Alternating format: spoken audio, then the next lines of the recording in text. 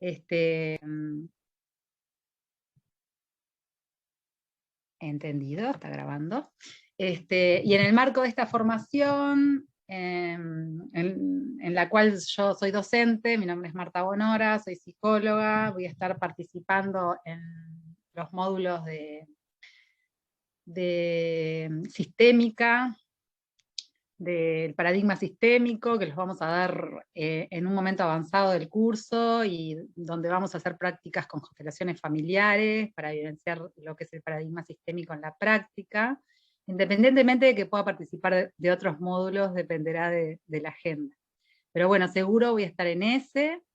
Y dentro de este marco, Mario Cosiner, que es el director del Instituto Cosiner, que lo pueden encontrar en internet, es médico, psiquiatra y psicoterapeuta, y hace muchos años, en el año 98, vino a Uruguay a formarnos a un grupo de muchísima gente como educadores emocionales. Y bueno, pasó todo este tiempo, Mario siguió formándose también en el paradigma sistémico y ahora es constelador y forma a personas para también, su instituto tiene formación en constelaciones. Y te doy la bienvenida, Mario. Ya puedes abrir el micrófono. Muchas gracias. Les estaba compartiendo allá de nuestras andanzas en el 98. Y eso que no había internet. Había internet. Capaz que había alguna cosa, pero no como hay ahora. No había los medios que hay ahora. Sí. Y en ese entonces recordábamos con Rosana que formamos un grupo de 60 personas acá en Uruguay. Fue algo muy increíble. Y bueno, en lo personal a mí me cambió la vida esa formación, a nivel personal, profesional, de muchas maneras. Así que estoy muy contenta de volver a conectar contigo y muy agradecida de que estés apoyando esta nueva iniciativa que tenemos. Como los hijitos, ¿no? Que van quedando ahí y van haciendo sus cosas. Exactamente. Bueno, de aquel entonces a ahora han pasado muchas cosas en nuestras vidas y también a nivel de lo que tiene que ver con lo teórico y lo práctico de esta profesión de la psicoterapia, ¿no?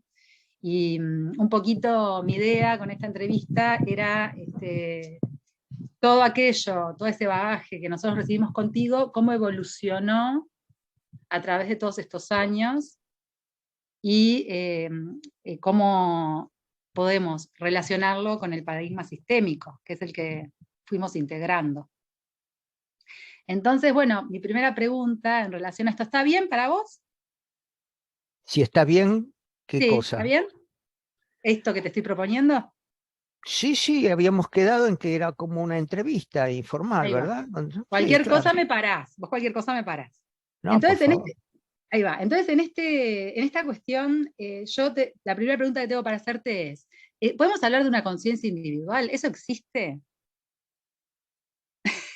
Bueno, en primer lugar, me gustaría aclarar que mi instituto tiene su sede en Brasil, para no confundirse que es un instituto, si bien yo estoy hablando castellano-español, ya desde aquel entonces vivía en Brasil y continúo viviendo. Mi instituto ya tiene 26 años en Brasil, ¿no? Si bien que ahora con el trabajo online nos estamos expandiendo a todas las latitudes.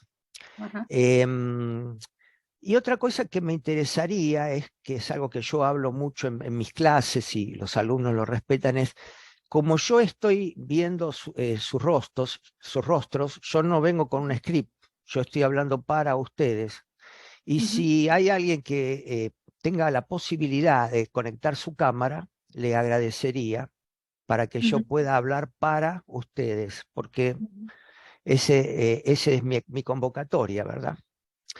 Me pregunta si hay una conciencia individual. Mira, según Bert Hellinger, él determinó que hay 3 conciencias. Una conciencia llamada individual familiar, /familiar. una conciencia sistémica y una conciencia espiritual, y que todas son como capas de una cebolla que pertenecen a nuestro universo, ¿verdad? Es decir, nosotros tenemos una conciencia individual, familiar, que es la que incorporamos en nuestra educación, ¿no? La conciencia básicamente es como un sensor de cómo tenemos que comportarnos y cómo no. Es la conciencia que es adquirida en la familia, en la escuela, en la sociedad, en la cultura, ¿no? Entonces, esa es diferente la conciencia individual de una familia X y de una familia Y. Cada familia tiene su propia conciencia. Hellinger se confundió un poco, a veces llamaba individual, a veces familiar, pero es la conciencia que el individuo adquiere en la familia. Estoy dando en líneas generales esto. La conciencia sistémica ya se trata de no solamente somos parte de una familia actual, mamá, papá, hijos o tíos o abuelos, sino que traemos toda una memoria ancestral de nuestros antepasados. Por tanto, nuestro sistema es mucho más abarcativo de lo que pensamos. Y tenemos muchas memorias transgeneracionales de las generaciones que nos precedieron que influencian hoy en nuestra conducta, en nuestra forma de ver el mundo, en nuestras emociones. Por lo tanto, esa conciencia sistémica es la que trabajó Hellinger en las constelaciones familiares, básicamente. Él se centró ahí. No obstante, Hellinger en una tercera etapa de su trabajo, él fue creando saliendo del término constelaciones familiares, entrando en los movimientos del alma y finalmente en los movimientos del espíritu, en donde él dice que hay una conciencia espiritual. Y esa conciencia no tiene nada que ver con religión, esa conciencia es la más abarcativa de todas. Esa conciencia abarca la sistémica y la individual. Por lo tanto, es una conciencia, por ejemplo, la conciencia individual, familiar, está básicamente para la preservación del individuo. Yo tengo que hacer las cosas bien, por ejemplo, yo tengo que me comportar bien. Los domingos tengo que ir a almorzar con mi familia, porque mi familia almuerza todos los domingos juntos. Si yo no almuerzo, si yo no quiero ir a almorzar, o voy a otro lado, es algo que está mal. Hay algo que está bien y algo que está mal. Por ejemplo, ¿no? Entonces la conciencia individual es lo que debo hacer, lo que no debo hacer, lo que es correcto, lo que es incorrecto. Es para preservar al individuo y para que no se sienta excluido de su familia. La conciencia sistémica es diferente. La conciencia sistémica es mucho más, ¿cómo puedo decir? Estoy buscando la palabra, pero es una conciencia que no está para preservar al individuo, sino que está para preservar el sistema familiar. Entonces, si hay una persona que es excluido en una generación anterior, fue excluido por algún tema, porque era alcohólico, drogadicto, porque tenía se pasó para otra homosexual, se pasó para otra religión, no sé qué, esa persona fue excluida en un momento en una generación atrás o dos, y ahora hay alguien que se siente excluido también, o comete un suicidio, o tiene un cáncer, no importa, porque no es lineal la sintomatología, pero esa persona sufre. ¿Por qué sufre esa persona hoy? Porque está necesitando recomponer el orden del amor que fue interrumpido en algún momento en este sistema familiar. Entonces, la conciencia sistémica aparece para preservar el sistema y no tanto el individuo. No sé si estoy siendo claro. Clarísima, clarísima. Ya la conciencia espiritual es para preservar la vida. Ya no es solo el individuo o el sistema, sino la vida como un todo. La conciencia espiritual es mucho más compasiva, por decirlo así. Si la conciencia, no sé si se puede llamar impune, no sé, en español a veces se me traban las palabras, si la conciencia sistémica es más fría, digamos, y puede sacrificar, implacable, y puede sacrificar un integrante para que el sistema se dé cuenta que hay algo que tiene que verse ahí, la conciencia espiritual es mucho más comprensiva y compasiva, y todos son parte, y si bien la conciencia individual es dual, tiene la mente dual, blanco, negro, alto, bajo, lindo, feo, bien y mal, y es algo de lo cual padecemos constantemente. La conciencia espiritual es alto y bajo, es blanco y negro. Es inclusiva y todo depende desde la perspectiva que se observe un fenómeno para decir qué sucede en este fenómeno. Entonces la conciencia espiritual todo lo abarca y es el amor en orden fluyendo y pulsando la vida. Esas conciencias están en nosotros o nosotros somos parte de esas conciencias, mejor. Es O decir, sea, son diferentes niveles, ¿no? En donde sí, nosotros estamos inmersos. exacto. Aprovecho para decir que si pueden hacerle preguntas a Mario, pero lo que les vamos a pedir es que las escriban, entonces las vamos a poder ir mechando, o al final hacemos un tiempo de preguntas. Ahí vamos viendo. Entonces, Mario, en relación a esto que traías, que también Hellinger denominaba la mala conciencia, ¿no? Cuando yo no No hago lo que mi cultura, mi no hago lo familia que decide. mi familia quiere que yo haga, eso me genera una mala conciencia. Sí. ¿Puede haber una contradicción ahí en algún nivel entre mi desarrollo personal y mi pertenencia? Hay un conflicto, tenemos un conflicto ahí. Mira, yo no sé cómo es el nivel de las personas que nos están escuchando, si ya trabajan con constelaciones o no, pero es una pregunta que quizás es muy específica, ¿no? Claro que yo la puedo responder, no tengo ningún problema, yo formo consteladores, pero no sé si esto no es un poco específico. Pero yo lo puedo responder. A ver, trata de ser un poco más clara. A ver, si se lo tendrías que decir a una persona que no entiende estas cosas, ¿cuál sería la pregunta? Yo quiero ser de un partido político y toda mi familia es de otro partido político, pero yo Sí, siento que tengo que ser del partido político que yo quiero ser. sí, Eso me genera una mala conciencia, ¿verdad? sí, sí. Entonces, eso implica un conflicto, eso es algo con lo que yo tengo que aprender a vivir y bueno, será un aprendizaje para mí, pero no siempre me tengo que sacrificar para pertenecer, o No, nunca me tengo que sacrificar para pertenecer. de Eso, coincidís preferencia conmigo. no, porque necesitamos confrontarnos con los valores de nuestra familia, las percepciones de Ajá, nuestra familia, ajá, para poder salir del cascarón y exacto. desarrollar nuestra individualidad, como decía Jung, ¿no? Jung, Ajá, el ajá, psicólogo analítico, el desarrollo de nuestra individualidad necesita confrontar con lo que hemos heredado. En algunas cosas vamos a elegir continuar y en otras no. ujú, Hellinger con mucha claridad decía que el crecimiento en este sentido ujú, muchas veces va acompañado de la culpa, ajá. porque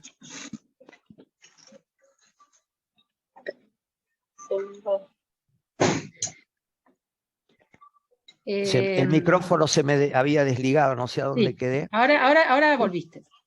La culpa, Hellinger, estabas hablando de la culpa. Hellinger habló de la culpa, que cuando nosotros nos confrontamos, por ejemplo, cuando un joven, un puber, un joven, se revela, ¿no? Que usa una ropa diferente a la que su familia estaba acostumbrada a usar, o escucha una música diferente, o un joven o un adulto que, bueno, tiene una percepción de la vida diferente, no adscribe más a la religión de su familia o el sistema de creencias.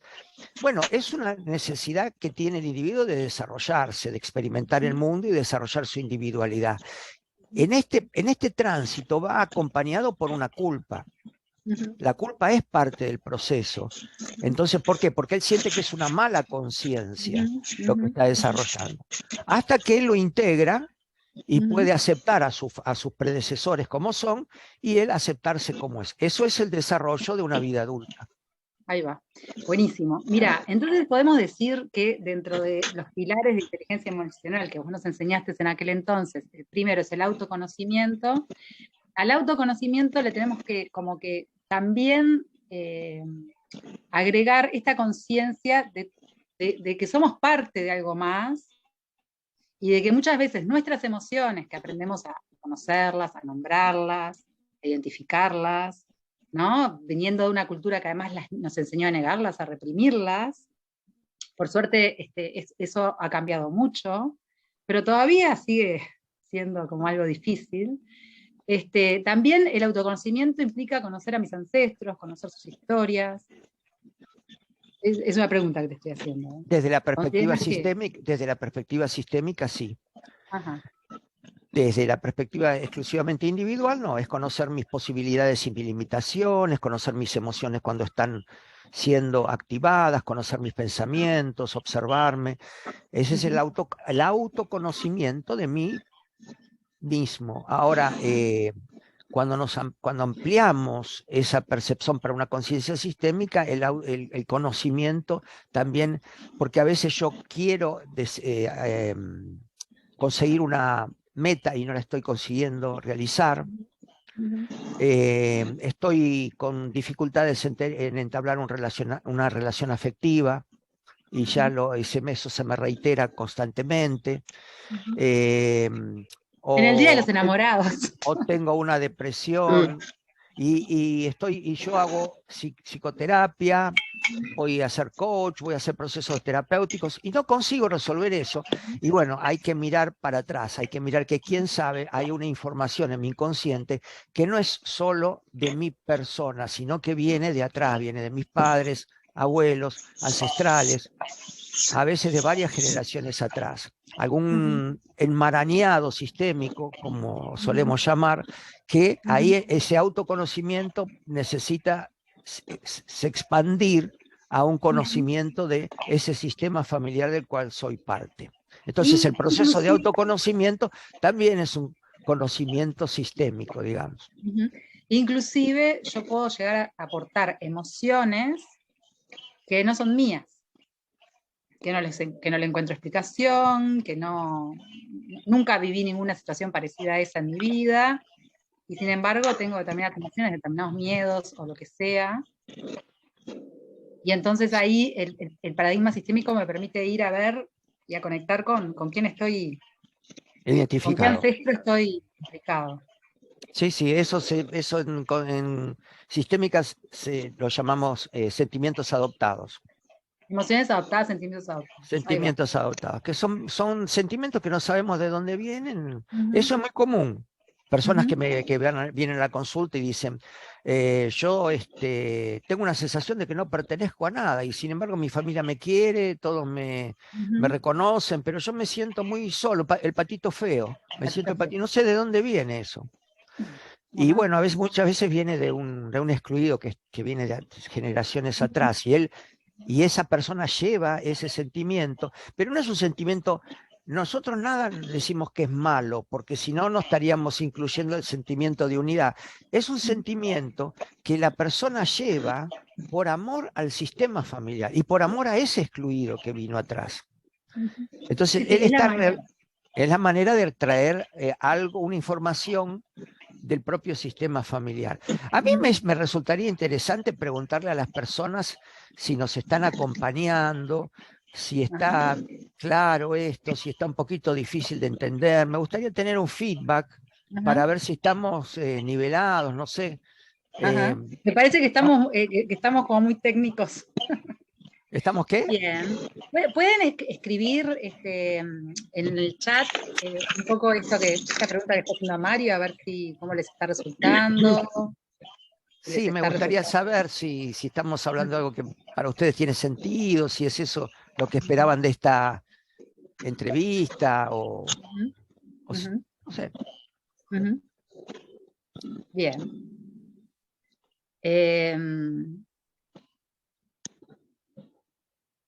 Sí, acá hay una pregunta, pero no es como... la pregunta de Mario sería si estamos pudiendo seguirlo.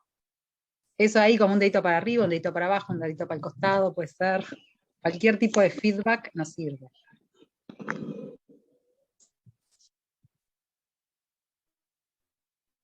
Porque después hay una pregunta que tiene que ver en relación a las escuelas, que sí, en un rato vamos a hablar un poquito de eso. Sí, se pueden ir escribiendo sus preguntas en el chat y después Marta la va moderando. Escribiendo en el Muy chat. bien, porque tenemos, con permiso, tenemos una Adelante. mano levantada, no sé ustedes cómo lo vamos a manejar, si escribe, Oscar, perdón, tiene la mano levantada, no sé si es necesario que escriba o si le damos Sí, la por palabra. favor. Sí, por favor. Después entonces abrimos para preguntas. Ahora sería, a lo que me interesaba saber es si si nos están acompañando, si está siendo Muy entendible. claro, dicen acá, sí, muy claro. Gracias, María Alejandra. Eso es lo que necesitamos, me identifico. Bien, está buenísimo esto que dice Mario, porque lo estamos haciendo entre todos, ¿no? Muy interesante, gracias, sí. Bueno, Y pedirle a Oscar si puede poner su pregunta por escrito o su intervención por escrito, por favor. por favor. Bueno, entonces seguimos. Claro. Dale. Sí, en esto del autoconocimiento, también una cosa que me gusta mucho que trae Bergelinger es lo de las emociones primarias y las secundarias. O sea, veníamos hablando, antes de esta interrupción, veníamos hablando de las emociones adoptadas, ¿no? O sea, emociones que nosotros cargamos por identificación, por implicación con algún ancestro, las traemos. Ahora, esto de las emociones primarias y secundarias me parece muy interesante. ¿Te parece pertinente hablar un poquito sobre esto, Mario? Sí, cómo no. Tenemos que hablar, en este momento vos me estás haciendo nuevamente una pregunta sobre sistémicas, ¿no? Sobre el abordaje de las constelaciones familiares, muy específica de eso. Es diferente la clasificación de las neurociencias en relación a las emociones. Las neurociencias tienen una clasificación de emociones básicas y de emociones secundarias. Tu pregunta ahora no está en relación a lo que la inteligencia emocional nos dice, sino a lo que Hellinger nos dice. Entonces, emociones primarias y secundarias. Primero voy a hacer una diferencia entre dolor y sufrimiento. Ajá. Cuando nosotros estamos con un problema que se repite, que no le vemos solución, o que nos quejamos porque lo padecemos, o que porque mi papá era agresivo, entonces yo sufrí mucho y ahora yo no consigo tener una relación estable, no sé qué, o yo soy así y bueno, no voy a cambiar, este es mi estilo, o él tiene que cambiar y no está cambiando, ¿por qué no cambia él de una vez? Y yo todos los días te digo que hagas esto y no haces lo otro, y discutimos y sufrimos, o estamos con una enfermedad, eh, un miedo que no sabe a algo y no lo conseguimos resolver o no buscamos la ayuda. Eso nosotros lo denominamos sufrimiento. El sufrimiento es algo constante, persistente y que no apunta a un cambio. Se sufre, se sufre. Los enredos emocionales, los dramas, es solo mirar las novelas, ¿no? De la televisión y ahí están todos los llamados sufrimientos, los sufrimientos de los personajes. Esos sentimientos son los que Hellinger denominó secundarios. Ajá. Porque son sentimientos que no apuntan a un cambio evolutivo, apuntan nada más que a la repetición de la neurosis que yo tengo, apuntan nada más que a persistir en la zona de confort, apuntan a estar dentro de la caverna, no sé si se recuerdan la mitología de Platón, estar dentro de la caverna y no querer salir. Eso es sufrimiento, y los sentimientos que reverberan son secundarios: rabia, resentimiento, muchas veces tristeza, angustias, ansiedades, reiterativas. Ahora, yo hago una diferencia con el dolor. El dolor es lo siguiente. Esta es la realidad que se me presenta. No estoy consiguiendo pagar mis cuentas y he gastado más de lo que me ha entrado. Y realmente lo he hecho. Y me duele. No quiero seguir así. Cuando yo siento el dolor de la situación, la acepto. Primero la acepto. Primero es necesario aceptarla. Si la acepto y me duele, es probable que ese dolor sea una palanca que me ayude a movilizarme hacia un cambio evolutivo. En ese caso, el dolor es un sentimiento primario. Es decir, el sentimiento primario actúa para generar cambios evolutivos, crecimiento, evolución personal, desarrollo. Son aquellos dolores de aceptar la realidad tal cual es. Mi padre murió. Esta relación se terminó. En vez de seguir con él peleando por la pose de los chicos y los alimentos, y por qué me hiciste esto y ella me engañó, y en vez de seguir en ese sentimiento secundario, esto fue así, esto terminó. Ahí, en vez de sufrir, pasamos al dolor. Y si hay dolor, hay cambio posterior. Porque el dolor promueve un cambio. Entonces, ese es el sentimiento primario. Sentimiento primario, sentimiento secundario. O sea que podríamos decirlo en criollo, como que hay emociones que me impulsan, que me sacan de mi lugar en el que me encuentro hacia adelante, hacia la vida, y hay emociones que me mantienen estancada, ahí como en el victimismo, ¿no? En esta cosa más, vendría a ser como en criollo eso, ¿no? Sí, sí, sí. Ahí. Lo que Freud llamaba la compulsión a la repetición. Ajá, ajá. Muy, muy interesante, muy interesante. En esta conciencia familiar que veníamos hablando, que también lo podemos denominar campo morfogenético, ¿no? Que es otra manera de nombrarlo, que es el campo donde estamos inmersos, están también las creencias. Yo recuerdo que en esa formación que hice contigo, en aquel entonces, que yo tenía 23 años, Mario, 23 años, a mí eso fue lo que me voló la cabeza, el concepto de las creencias. Y cómo esas creencias son invisibles, o sea, son inconscientes, no nos damos cuenta, nosotros creemos que el mundo es así, que las cosas son así,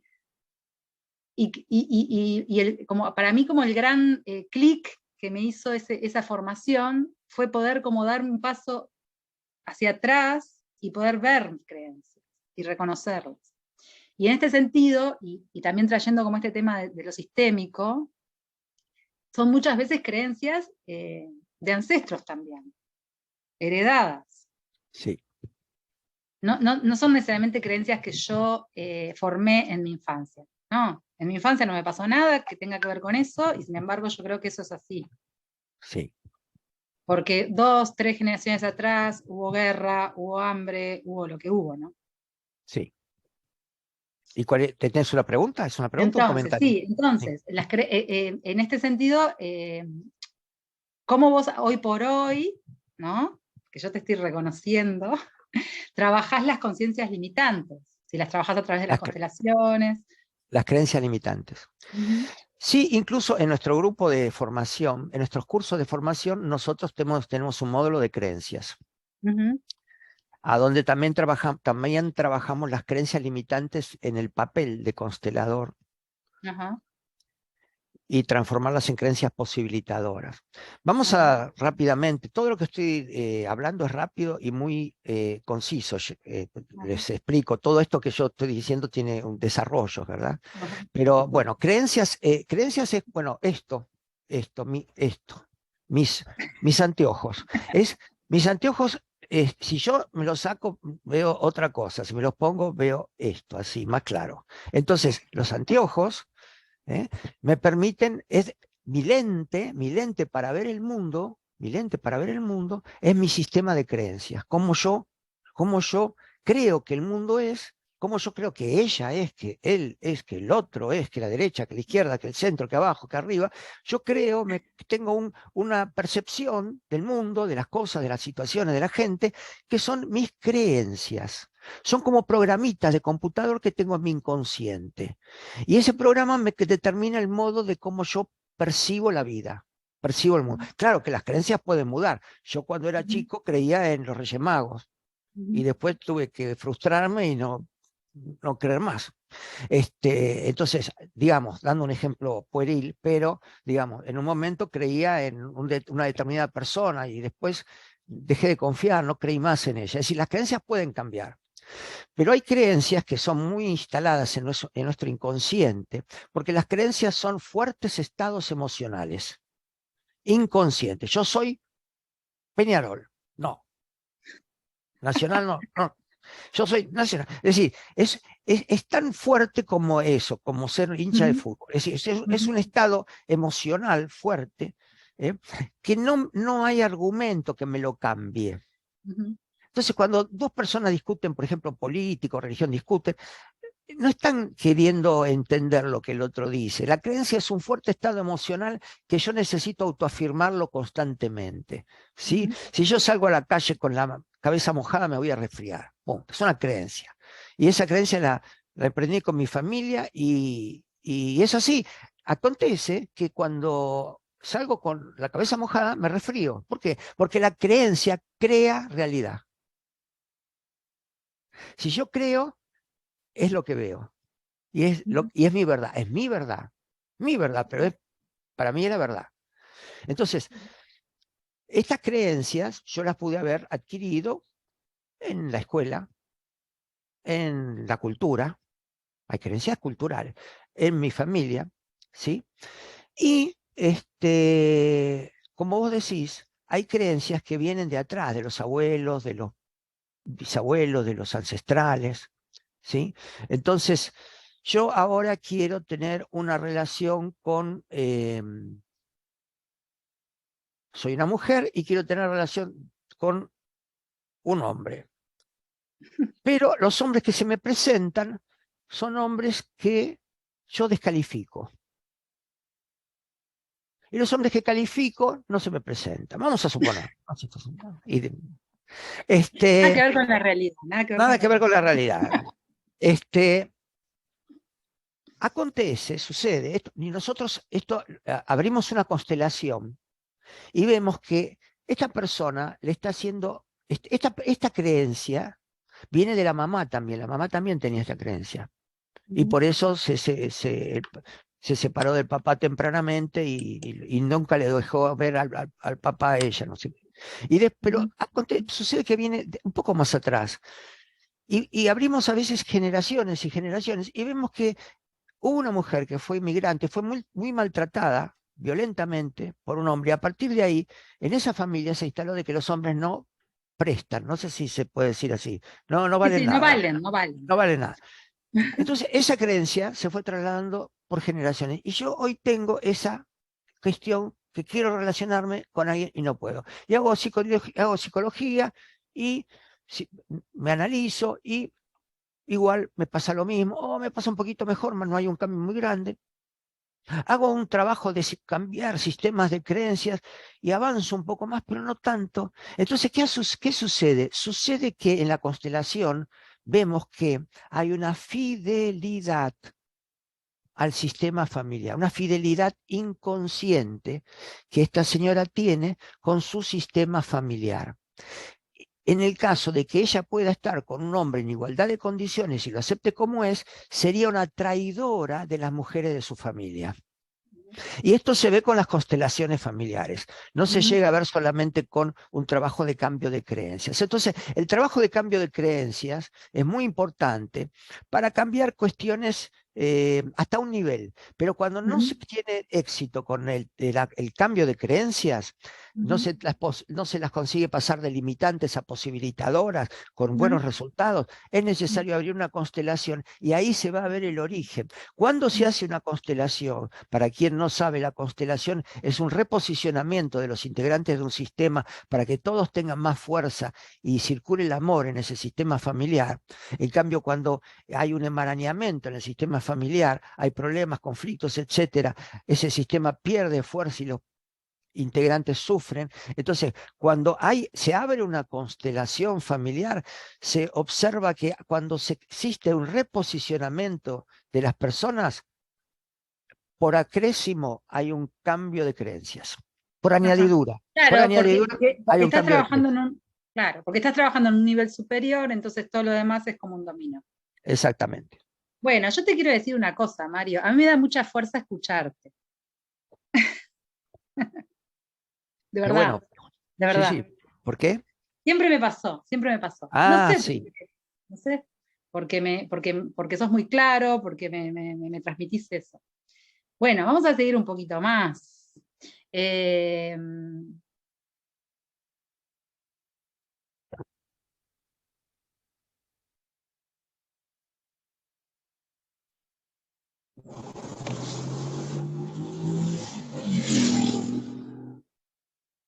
Marta, un momento que estás muteada. Un momentito, por favor.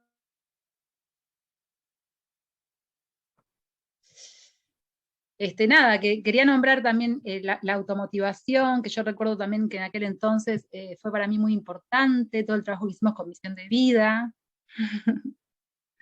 y de hecho marcó el resto de mi camino profesional.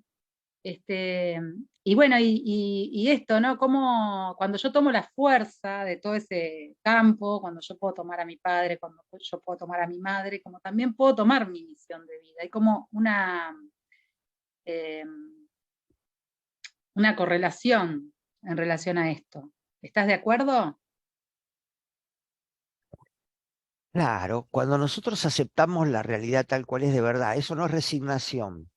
Ujú, Aceptación no tiene nada que ver con resignación. Aceptación es ver qué cartas recibí en la vida ujú, y qué juego hago con esas cartas. ujú, Vamos a suponer que yo juego al truco y recibo 3, 1 de copa, no sé. Bueno, es diferente a una a espada, de par, ¿no? Bueno, yo recibo totalmente. cartas y yo tengo que hacer un juego con esas cartas. Y me puede hasta salir bien con el truco, con el envío, con lo que sea. Es decir, las cartas, bueno, estos son los padres que yo tengo. Y bueno, yo soy mitad papá y mitad mamá. Ajá, Genéticamente, psicológicamente hablando, esto soy yo. ujú, Entonces, estas son mis cartas. ¿Cómo ujú, juego estas cartas? Ahora, si yo me quejo, ¿por qué me dan estas cartas? Vamos a barajar de nuevo, esto no sirve. Entonces, pierdo fuerza, pierdo fuerza. Ahora, si yo me acepto esas cartas y aprendo a jugar el juego de la vida y tomo, esto es lo que vos decís, tomar a mis padres tal cual son, con sus luces y con sus sombras, quiere decir aceptarme a mí con mis luces y con mis sombras, con lo que es bueno y con lo que es malo, y poder aprender a quererme así y por lo tanto, si yo me quiero, también puedo cambiar, porque si no me quiero, no cambio. Entonces, ahí, tomar esa fuerza que me viene de atrás, de los ancestrales, de mis padres, y aceptarme a mí mismo, me da motivación para vivir. ajá, Si yo no acepto las cartas que recibí, puedo quejarme, pero no voy a conseguir conquistar mis sueños. ajá. Y ese es el objetivo, en definitiva, del juego, ¿no? Exacto. El juego de la vida. Qué bueno, qué divino, qué divino. Este, mm, bueno, y ya como cerrando esta parte, después vamos a abrir a preguntas, la sociabilidad, ¿no? El quinto pilar de la inteligencia emocional. El encuentro con el otro, la relación con el otro, eh, esto de las relaciones, que es como tan complicado a veces. Y bueno, nada, me parece muy interesante el aporte de Bert Hellinger también en relación al equilibrio entre el dar y el recibir. ¿Querés contarnos un poquito más acerca de eso? ¿Lo enmarcarías dentro de la sociabilidad? ¿Eso?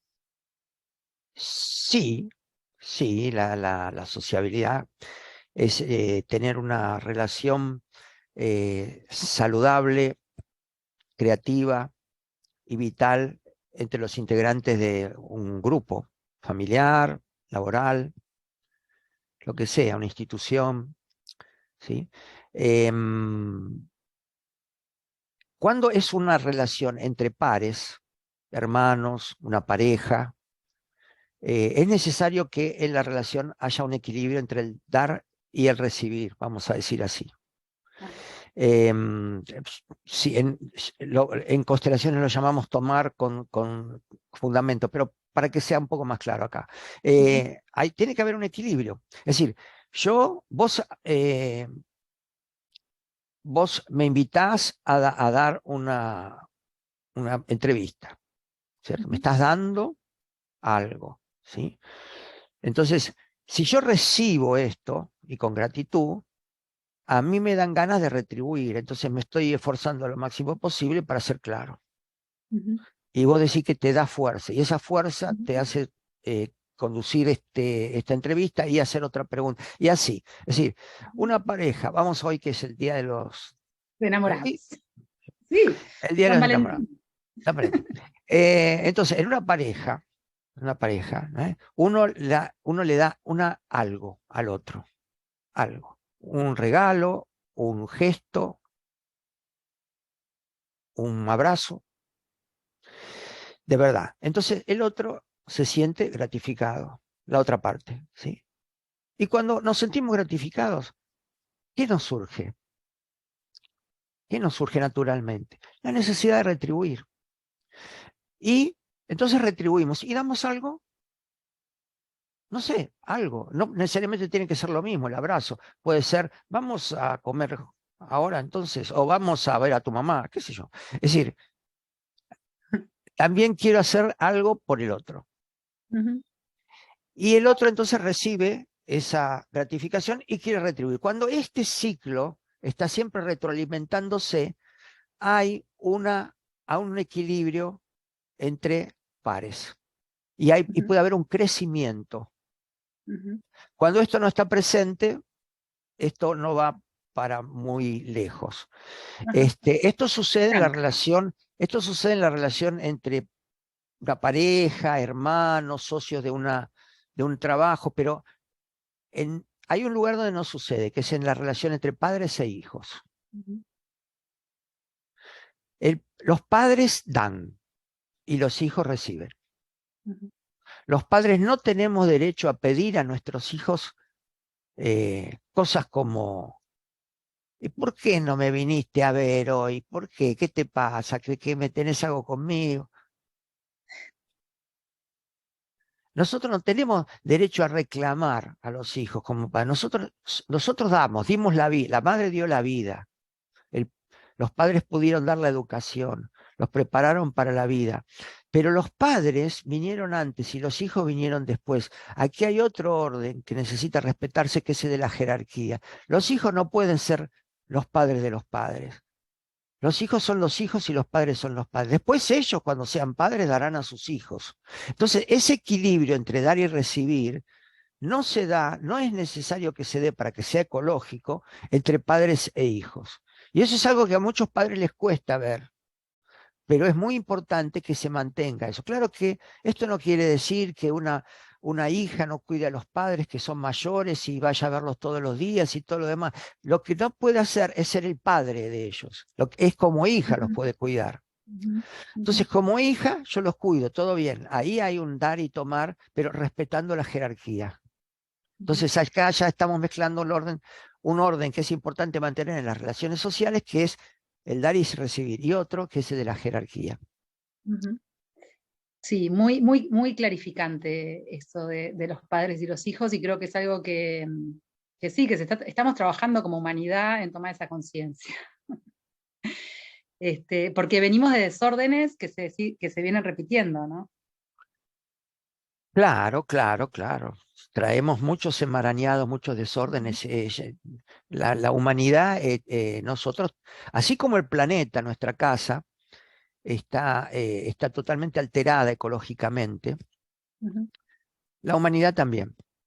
La Bueno, humanidad mira, también. Mario. Porque somos parte del planeta, ¿no? Somos seres vivos que habitamos el planeta. Parte de la naturaleza.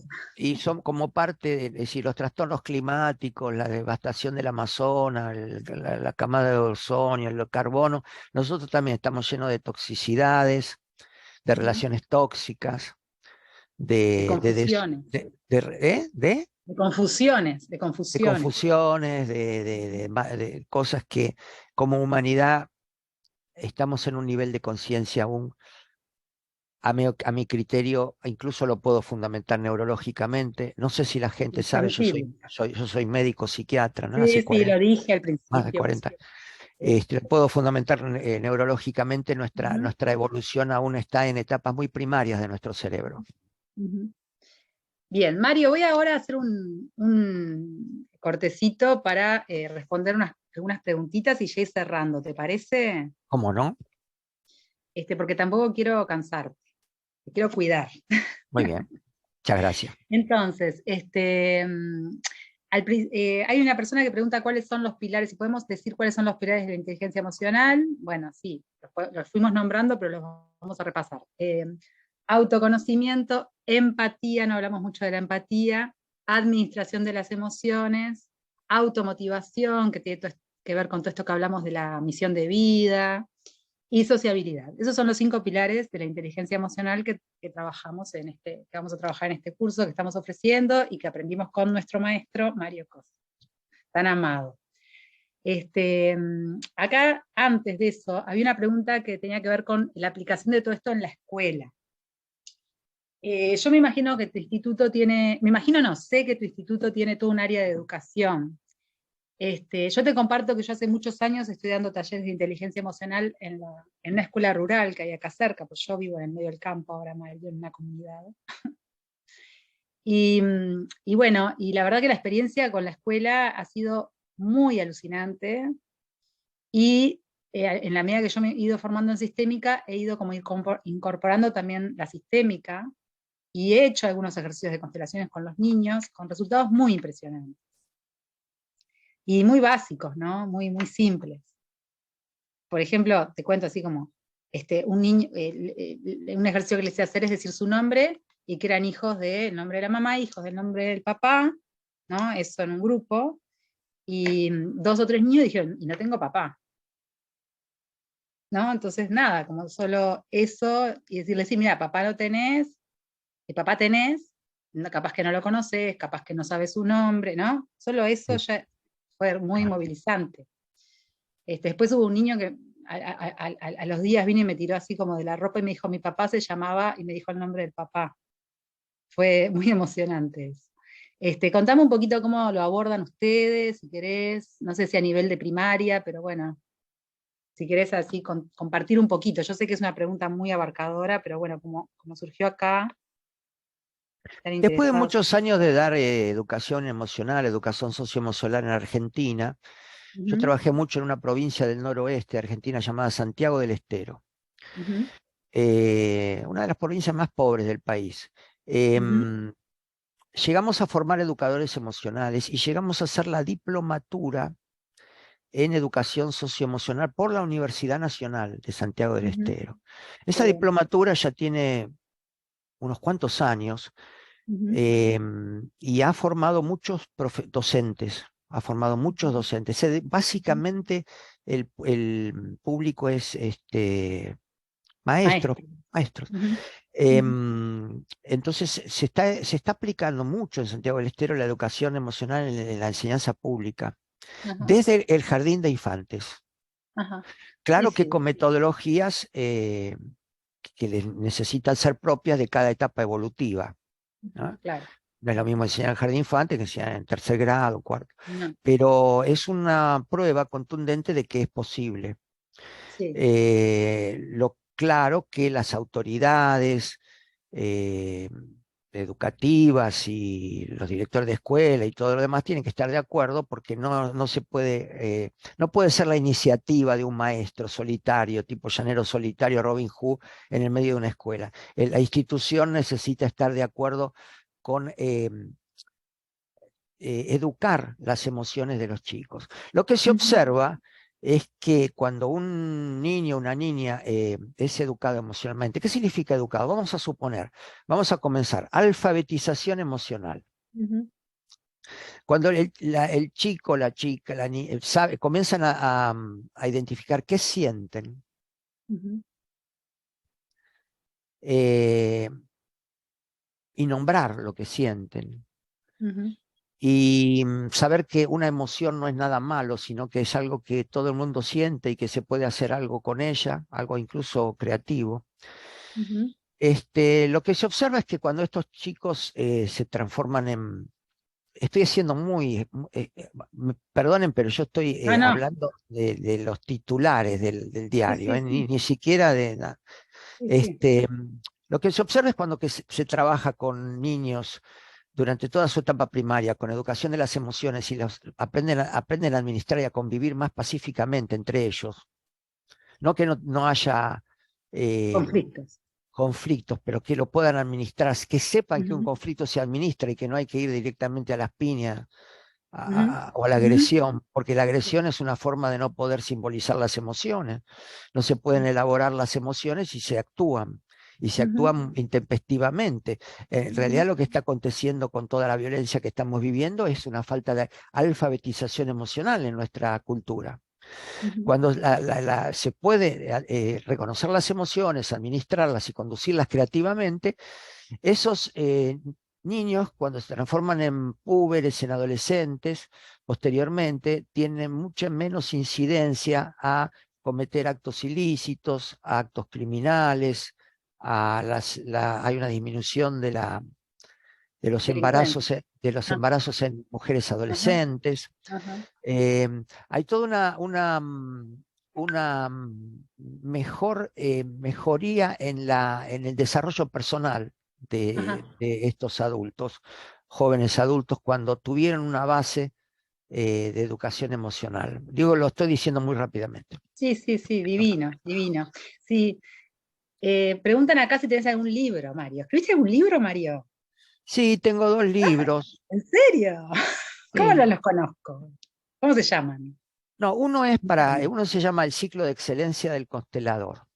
Ah, mirá qué bueno. Es básicamente, es para gente que trabaja con constelaciones o se interesa por las Ajá. constelaciones, más está tan claramente escrito que lo lee todo el mundo. ¿Está en El, español? sí, también está en español, lo pueden encontrar en Amazon. En Ah, Amazon muy en bien. España lo pueden comprar el libro físico. Bien. Y el otro libro que escribí recientemente se llama, no tiene traducción en español todavía, pero lo voy a traducir, se llama De la sombra a la luz. Ajá. Y son cuentos, porque yo me dediqué mucho en los últimos tiempos, en las últimas décadas, a contar cuentos, contar historias y a explicar las cosas contando cuentos. Cuentos, mitos, leyendas, fábulas, como cuentos de la vida, de mi vida. O sea, Ajá, qué porque divino. ya con Ya como, mis ya estás años, en plan abuelo. ¿Sos ya con abuelo? mis, claro, sí, tengo 2 nietos ya. Dos nietos, qué divino, Mario. Felicidades. Con, Entonces con este libro se llama permiso, con permiso, el nombre del primer libro, Mario, ¿es posible El que lo ciclo de digas de nuevo para excelencia del para- constelador. El ciclo de excelencia del Gracias. constelador.